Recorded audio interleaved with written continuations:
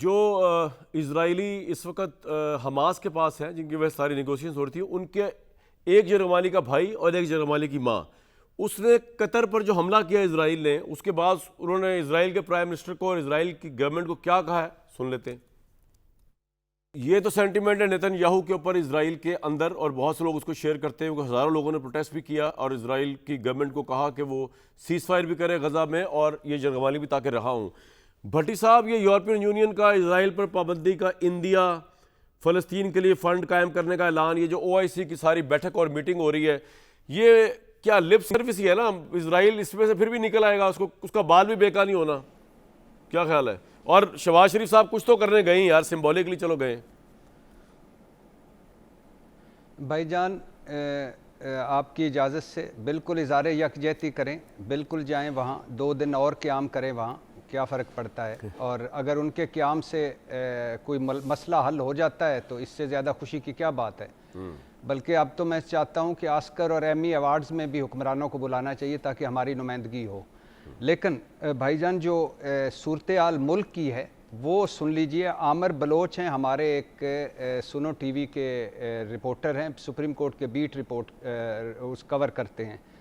जलालपुर पीर वाला तहसील है, वो बता रहे हैं कि अभी उनका मैसेज आया कि पूरी तहसील पानी में डूबी हुई है। 4 से 4.5 लाख अफराद का कुछ नहीं रहा। 7 दिनों से लोग पानी में घिरे हुए हैं। खाने पीने की अशिया ख़त्म हो गई हैं। बच्चे बूढ़े लोग भूख से बेहाल हैं। रेस्क्यू 1122 बेबस है। हुकूमत इंतज़ामिया फ़ोटो सेशन करवा रही है। मरीम नवाज़ साहबा ने शहर की एक तरफ बंद बांधने का कहा था और मरीम औरंगज़ेब साहबा ने मदद फराम करने का कहा था, मगर 7 दिन गुजर गए, कुछ नहीं हुआ। मुतासरा लोग अपने प्यारों को बचाने के लिए कश्ती पॉइंट पर आते हैं। इन्हें एक टोकन दे दिया जाता है, टोकन पर नंबर होता है और नंबर की बारी के लिए क़यामत का इंतज़ार है। प्राइवेट कश्तियों का बिज़नेस अरूज पर है। लोग पैसे दे रहे हैं, 50,000 एक फेरे के, 50-60 हज़ार एक फेरे के। जिनके पास पैसे नहीं वो जेवरात दे रहे हैं।